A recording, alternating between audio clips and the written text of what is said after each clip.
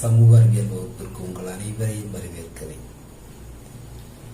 நம்ம 5ஆம் வகுப்பினுடைய சமூக அறிவியல்ல 5 அலகுகள் முடித்துட்டோம். அப்படிதானே? இப்போ 6வது அலகிற்கு போக போறோம். போன அலகுல நம்ம என்ன படிச்சோம்? பிரபஞ்சம் எனும் மகா அற்புதம் அப்படிங்கிற ஒரு பாடத்தை பற்றி நாம படித்தோம் இல்லையா? அந்த பாடத்துல என்னெல்லாம் படித்தோம்? பிரபஞ்சத்தை பற்றி படித்தோம் இல்லையா? சூரிய குடும்பத்தை குறித்து படித்தோம், கிரகங்களை குறித்து படித்தோம், உபகிரகங்களை குறித்து படித்தோம். வேற என்ன பார்த்தோம்? சூரிய குடும்பத்தினுடைய மற்ற உறுப்பினர்களை எல்லாம் பார்த்தோம் இல்லையா?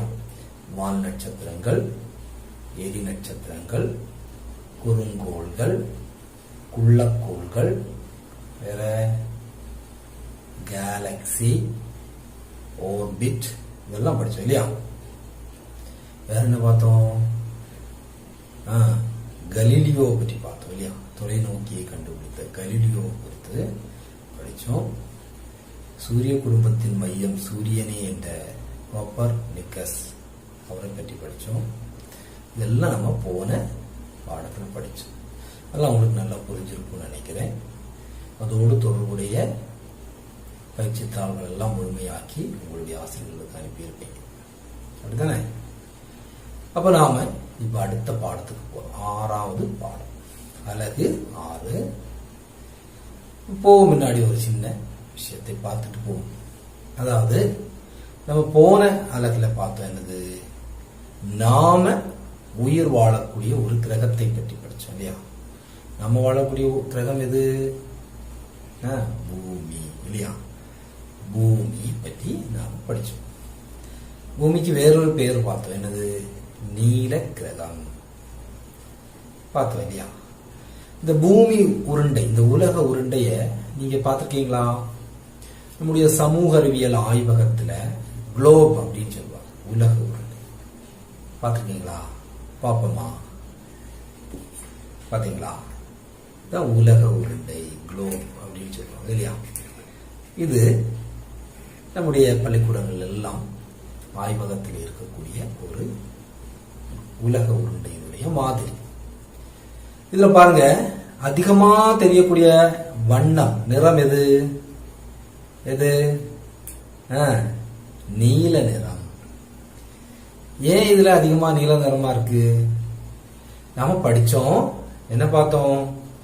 பூமியினுடைய 2/3 பாகங்களும் தண்ணீரால் சூழப்பட்டிருக்கிறது அப்படின்னு பார்த்தோம் இல்லையா? தண்ணீர், தண்ணீருடைய நிறம் தான் இங்க என்ன கலர்ல கொடுத்திருக்கு? நீல கலர்ல கொடுத்திருக்கு. என்ன தண்ணீர்? கடல்கள். கடல்கள் பாருங்க, நம்ம தண்ணி பல வடிவில் இருக்கும் இல்லையா? தண்ணி எங்கெல்லாம் இருக்கும்? ஆத்துல, குளத்துல, கிணத்துல, கடல்ல எல்லாம் தண்ணி இருக்கு இல்லையா? 3/2 பாகம் தண்ணீர். அப்ப 3/2 பாகம் தண்ணீர். அப்ப 3ல மீதி ஒரு பாகம் இருக்கு இல்லையா? அது என்னது? இங்க கொஞ்சம் கொஞ்சம் கலர்கள் எல்லாம் கொடுத்துருக்கு பாத்தீங்களா? இது என்னது? இதெல்லாம் என்னது? கரைப்பகுதி. என்னது? கரைப்பகுதி. இந்த கரைப்பகுதிக்கு சொல்லக்கூடிய பெயர் தான் கண்டங்கள். என்னது? கண்டங்கள். நாம இப்ப படிக்க போற பாடத்தோட பேரு கண்டங்களும் பெருங்கடல்களும். என்னது? கண்டங்களும் பெருங்கடல்களும். இப்ப கண்டங்களை பற்றி நம்ம படிக்க போறோம். கண்டம்னா என்ன?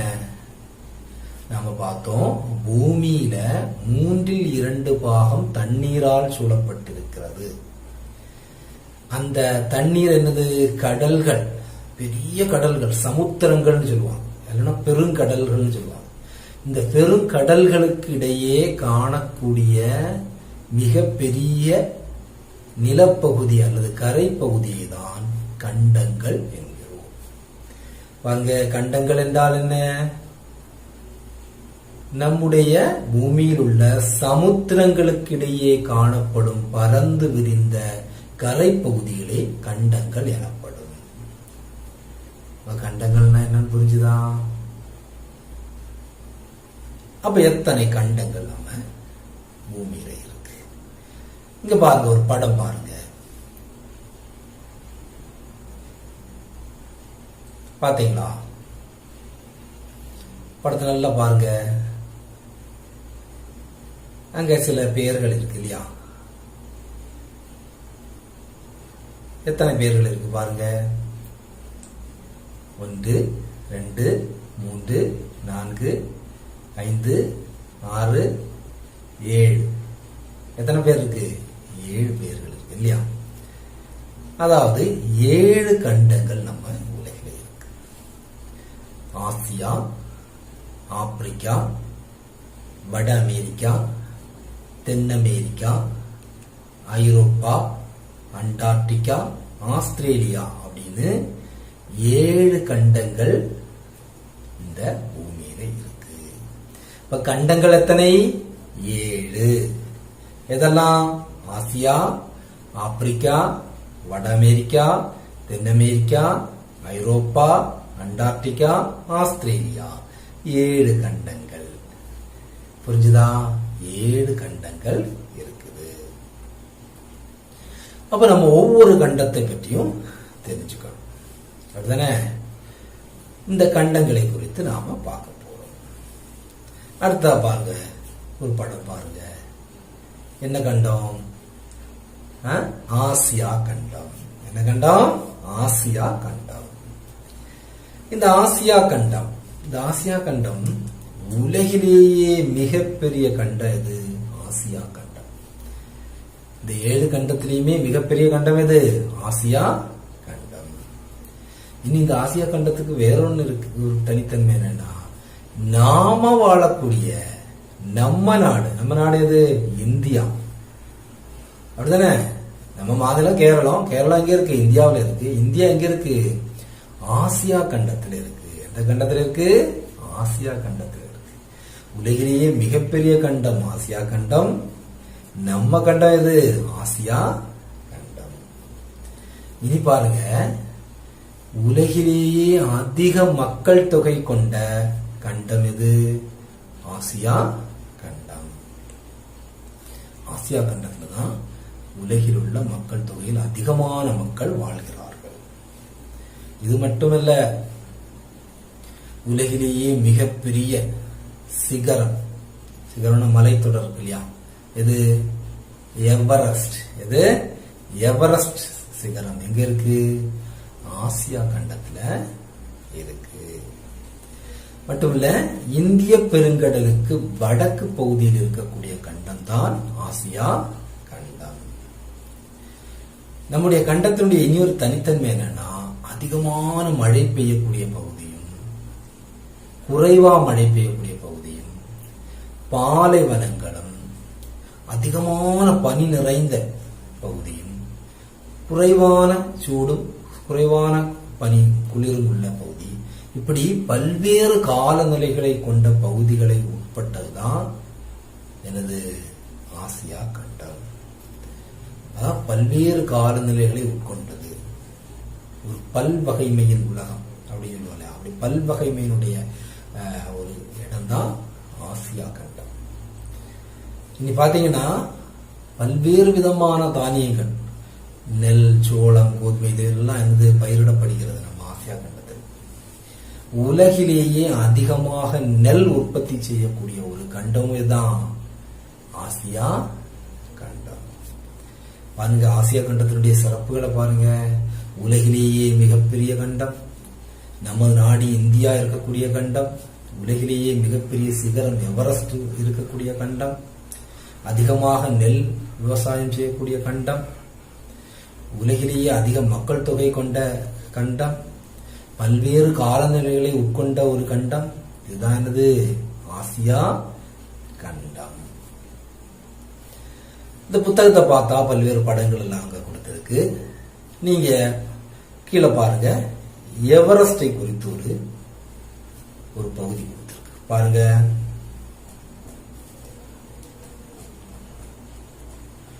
தலை நிமிர்ந்து நிற்கும் இமயமலை. தலை நிமிர்ந்து நிற்கும் இமயமலை. உலகிலேயே மிகப்பெரிய மலைத்தொடராகும் இமயமலை. ஆசியா கண்டத்தில் இந்தியாவின் வடபகுதியில் அமைந்துள்ள இந்த மலைத்தொடர் இந்தியாவின் காலநிலையிலும் கலாச்சாரத்திலும் மிகப்பெரிய தாக்கத்தை ஏற்படுத்துகிறது. உலகிலேயே மிகவும் உயரமுள்ள சிகரமான நேபாளத்தில் உள்ள மவுண்ட் எவரெஸ்ட் உட்பட ஏராளமான சிகரங்கள் உள்ள இந்த மலைத்தொடரின் பல பாகங்களும் நிரந்தரமாக பனி மூடி கிடப்பதால் இதற்கு இமாலயம் என்ற பெயர் வந்தது. பாருங்க, தலை நிமிர்ந்து இருக்கக்கூடிய இமயமலை. அதுல சொல்லியிருக்க மாதிரி நிறைய மலைத்தொடர்கள், கஞ்சன்ஜங்கா, நந்தா தேவி, இப்படி நிறைய சிகரங்கள் எல்லாம் உட்பட்டதுதான் இந்த மவுண்ட் எவரெஸ்ட், இமயமலை. இத்தனை தனித்துவம் கொண்ட ஒரு கண்டம் தான் எது?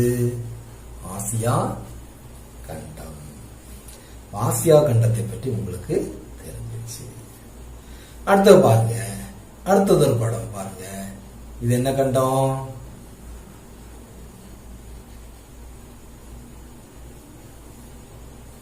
ஆப்பிரிக்கா கண்டம். என்ன கண்டம்? ஆப்பிரிக்கா கண்டம். உலகிலேயே இரண்டாவது பெரிய கண்டம் அப்படின்னு சொன்னா எந்த கண்டம்? ஆப்பிரிக்கா கண்டம். முதல் இடத்துல ஆசியா, இரண்டாவது இடத்துல ஆப்பிரிக்கா. அதே மாதிரி மக்கள் தொகையிலும் இரண்டாவது இடத்தில் இருக்கக்கூடிய கண்டம் எது? ஆப்பிரிக்கா கண்டம்.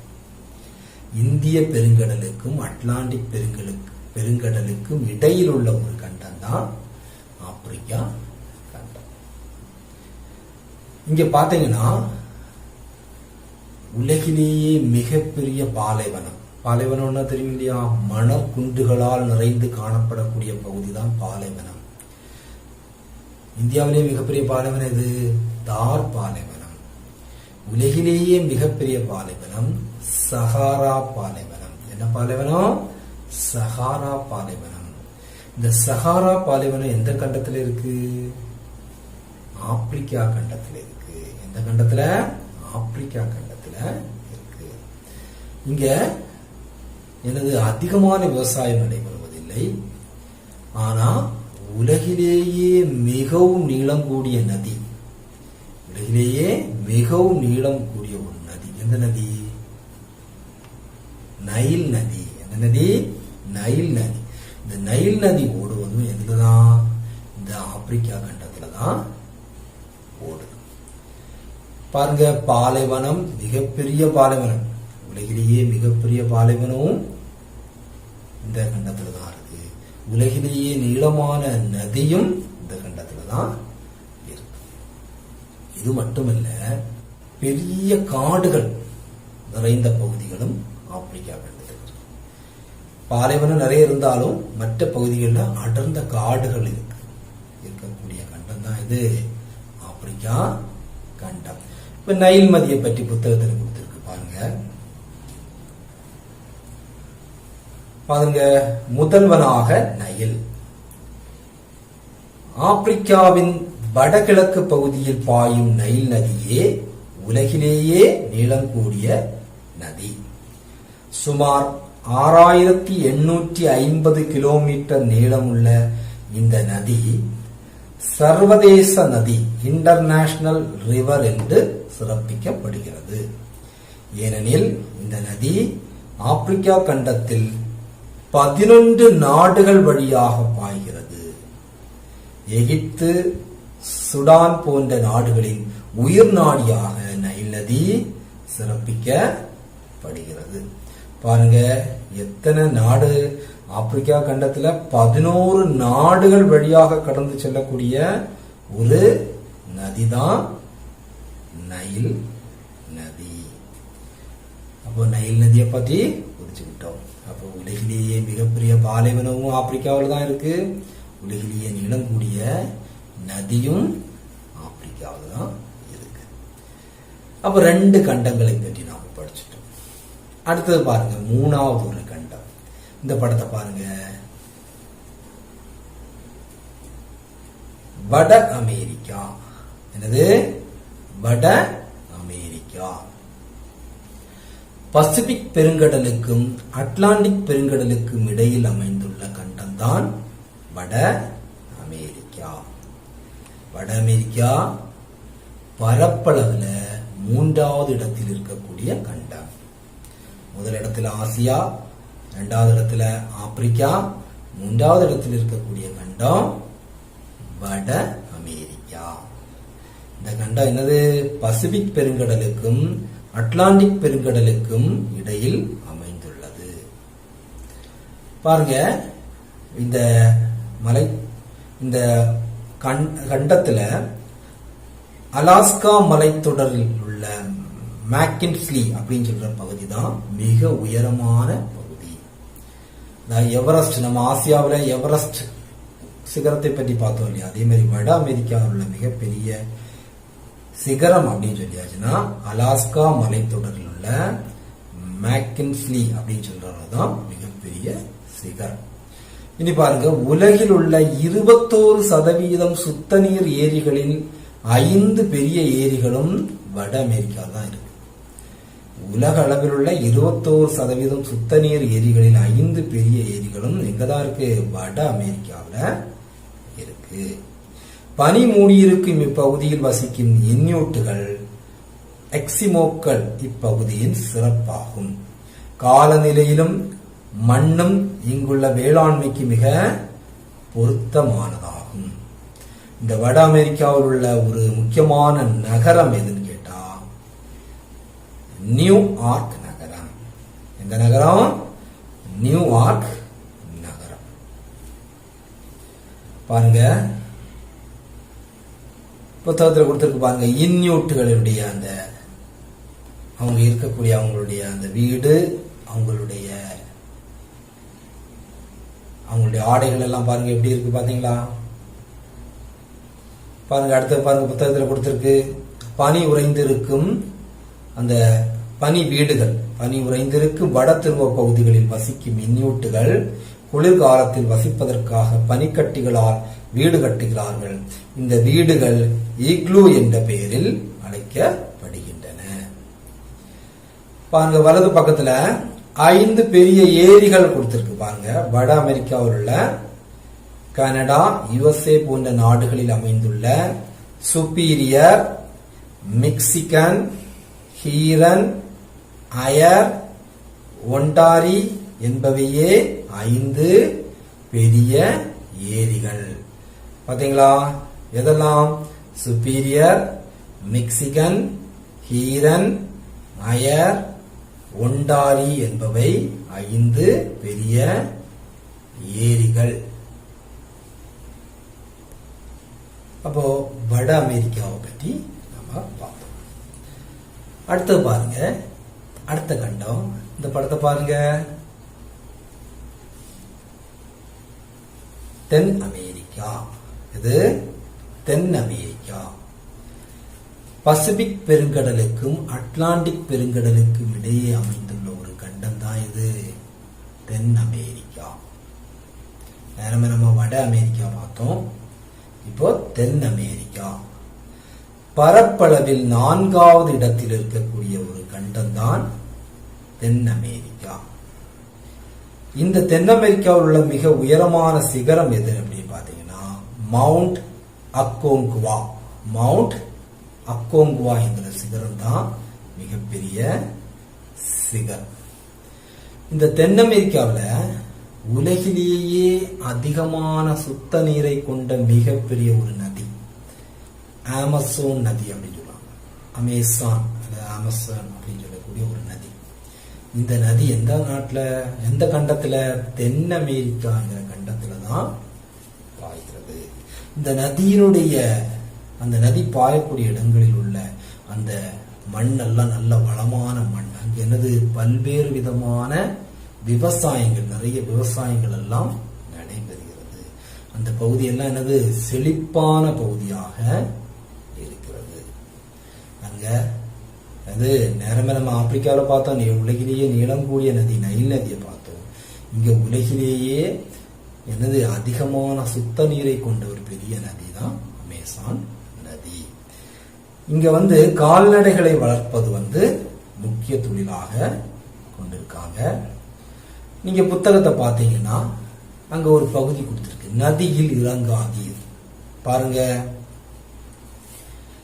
அமேசான் நதியில் காணப்படும் ஒரு வகை மீன் பிரானா நதியில் உள்ள பிற மீன்களையும் நதியில் இறங்கும் உயிரினங்களையும் கூட்டமாக தாக்கி அதனுடைய கூர்மையான பற்களால் நிமிட நேரத்தில் தின்று தீர்த்துவிடும். படத்தை பாருங்க, அங்க ஒரு மீன் கொடுத்துருக்கு பாத்தீங்களா? சுத்தமான நதி, மிகப்பெரிய நதி. ஆனா அங்க என்னது, பெரிய ஒரு ஆபத்தான ஒரு ஆள் இருக்கார். அதான் சொல்லியிருக்க, என்னது, நதியில் இறங்காதீர். அமேசான் நதியில் இறங்கக்கூடிய சின்ன சின்ன உயிரினங்களையும் சிலப்போ நமக்கு தெரியாது, நம்மள மாதிரி ஆளுங்க இறங்கினாலும் சிலப்போ இந்த மீன் சாப்பிடுமா இருக்கலாம் இல்லையா? அதனாலதான் சொல்லியிருக்கு நதியில் இறங்காதீர் அப்படின்னு சொல்லியிருக்கு. அப்போ அந்த நதியை குறித்த ஒரு பகுதி பார்த்தோம். கீழே பாத்தீங்கன்னா வேறொரு பகுதி கூட கொடுத்திருக்கு புத்தகத்துல. பாருங்க, மரச்சீனி. மரச்சீனி அப்படின்னு சொல்லலாம், கப்பக்கிழங்கு அப்படின்னு சொல்லுவோம், மரச்சீனி. அதாவது பாருங்க, மரச்சீனி நம்முடையதல்ல. கேரள மக்களின் விருப்பமான உணவான மரச்சீனியின் பிறப்பிடம் தென் அமெரிக்காவாகும். இதுபோன்று நமக்கு பழக்கமான பல வேளாண் பொருட்களும் தென் அமெரிக்காவிலிருந்து வந்ததாகும். இப்ப கேரளாவில் பொறுத்த பாத்தீங்கன்னா கப்பக்கிழங்குன்னு சொன்னா பயங்கரமான சோறோட சேர்ந்து சோறு கூட சாப்பிடக்கூடிய ஒரு இதான். தமிழ்நாட்டிலேயே சாப்பிடுறாங்க, நம்முடைய பகுதிகளெல்லாம் சாப்பிடுவோம் இல்லையா? மரச்சீனி, மரவள்ளி கிழங்குன்னு சொல்லுவோம், இல்லைன்னா கப்பக்கிழங்கு எல்லாம் சொல்லுவாங்க இல்லையா? இது என்னது, நம்ம நாட்டு பொருளே இல்லையா, தென் அமெரிக்காவிலிருந்து வந்த ஒரு. பாருங்க, ஒவ்வொரு கண்டத்தை பற்றி பாருங்க, எவ்வளவு தனி சிறப்புகள். சரி, இன்னைக்கு நாம இப்ப 4 கண்டங்களை பற்றி படிச்சோம், அப்படித்தானே? முதல்ல நாம என்ன படிச்சோம்? கண்டம் என்றால் என்ன படிச்சோம். கண்டம் என்றால் என்ன படிச்சோம்? கண்டம்னா என்னது? சமுத்திரங்களுக்கிடையே காணப்படும் பரந்து விரிந்த நிலப்பகுதி தான் கண்டம். எத்தனை கண்டம் உண்டுன்னு படிச்சோம்? 7 கண்டங்கள் உண்டுன்னு படிச்சோம் இல்லையா? எதெல்லாம்? ஆசியா, ஆப்பிரிக்கா, வட அமெரிக்கா, தென் அமெரிக்கா, ஐரோப்பா, அண்டார்டிகா, ஆஸ்திரேலியா. 7 கண்டங்களை பற்றி நாம படிச்சோம். அதுக்கப்புறம் ஒவ்வொரு கண்டமாக நம்ம பார்த்தோம். எந்தெல்லாம் கண்டம் பார்த்தோம்? ஆசியா கண்டத்தை பற்றி பார்த்தோம், ஆப்பிரிக்கா கண்டத்தை பற்றி படிச்சோம், வட அமெரிக்காவை பற்றி படிச்சோம், தென் அமெரிக்காவை பற்றி படிச்சோம். நாம படிச்சோம். ஒவ்வொரு கண்டத்துக்கும் பல தனி சிறப்புகள் இருக்கின்றன இல்லையா? நம்ம இணையதளத்துல ஒவ்வொரு கண்டத்தை பற்றிய விவரங்களை நாம தேடினா இனியும் நிறைய விஷயங்கள் தெரிந்து கொள்ளலாம். நம்ம பார்த்தோம், ஆசியா கண்டம் உலகிலேயே என்னது, மிகப்பெரிய கண்டம். நம்ம நாடு அமைந்திருக்க கண்டம் பார்த்தோம் இல்லையா? இப்ப நமக்கு தேடி பார்க்கலாம், ஆசியாவில் இருக்கக்கூடிய நாடுகள் எவை? இப்ப நம்ம நாடுக்கு பக்கத்தில் இருக்க நாடுகள்லாம் உங்களுக்கு தெரியும் இல்லையா? இதெல்லாம் ஆப்கானிஸ்தான், பாகிஸ்தான், நேபாளம், பூட்டான், சீனா, அப்படி நிறைய நாடுகள் இருக்கு இல்லையா? அப்போ ஆசியா கண்டத்துக்குள்ள ஏராளமான நாடுகள் உள்ளன. இப்ப நம்ம இணையதளத்தில எல்லாம் தேடினா இதை போன்ற நிறைய விவரங்கள் நமக்கு இனியும் சேவை. அப்போ ஆசியா கண்டத்தை குறித்துள்ள சிறிய விவரங்கள் தான் நம்முடைய பாடப்புத்தகத்தில் கொடுத்திருக்கு. நிறைய விவரங்கள் இருக்கு. இப்ப நம்ம ஆசியா கண்டத்தில் இருக்கும் நாடுகள் எவை என்றால் நிறைய நாடுகளுடைய பெயர்கள் நமக்கு கண்டுபிடிக்கலாம். இப்படி ஒவ்வொரு கண்டத்திலையும் ஆப்பிரிக்கா கண்டத்தில் இருக்கக்கூடிய நாடுகள் எவை, வட அமெரிக்காவில் இருக்கக்கூடிய நாடுகள் எவை, தென் அமெரிக்காவில் இருக்கக்கூடிய நாடுகள் எவை, இனி ஆசியாவில் உள்ள புகழ்பெற்ற இடங்கள் எவை, வட அமெரிக்காவில் உள்ள புகழ்பெற்ற இடங்கள் எவை, புகழ்பெற்ற மலை தொடர்கள் எவை, இப்படின்னு நமக்கு ஏராளமாக கண்டுபிடிப்பதற்கான வாய்ப்பு உண்டு. இப்ப நாம 4 கண்டங்களை குறித்து இந்த வகுப்புல படிச்சோம். அப்போ ஒவ்வொரு கண்டத்தை குறித்துள்ள சிறு சிறு வினாக்கள் நீங்க என்ன செய்யணும், உங்களுடைய நோட்டுல எழுதணும். அப்ப நீங்க நோட்ல எழுதணும்னா என்ன செய்யணும், புத்தகத்தை நன்றாக வாசிக்கணும். 3-4 முறை நன்றாக வாசித்து நீங்க என்ன செய்யணும், இந்த கேள்வி பதில்கள் எல்லாம் நோட்ல எழுதணும். அதோட இந்த 4 கண்டங்களை குறித்து நீங்கள் என்னெல்லாம் தேடு கண்டுபிடிப்பீங்களோ அதையும் சேர்க்கணும். நான் சொன்ன மாதிரி ஆசியா கண்டத்தில் உள்ள மற்ற நாடுகள், ஆப்பிரிக்கா கண்டத்தில் உள்ள நாடுகள், அப்படித்தானே, வட அமெரிக்காவில் உள்ள நாடுகள், தென் அமெரிக்காவில் உள்ள நாடுகள், புகழ்பெற்ற நகரங்கள், மலைத்தொடர்கள், அப்படி அங்குள்ள தனித்தன்மைகள் அனைத்தையும் நீங்க என்ன செய்யணும், கண்டறிந்து உங்களுடைய குறிப்பேட்டில் எழுதணும். எழுதியதை உங்களுடைய ஆசிரியர்களுக்கு அனுப்பி கொடுக்கணும். இதுவரை எடுத்த எல்லாம் உங்களுக்கு புரிஞ்சிருக்கும்னு நினைக்கிறேன். நீதி கண்டங்களை குறித்தும் பெருங்கடல்களை குறித்தும் அடுத்த வகுப்புல பார்ப்போம். ஓகே, பாய்.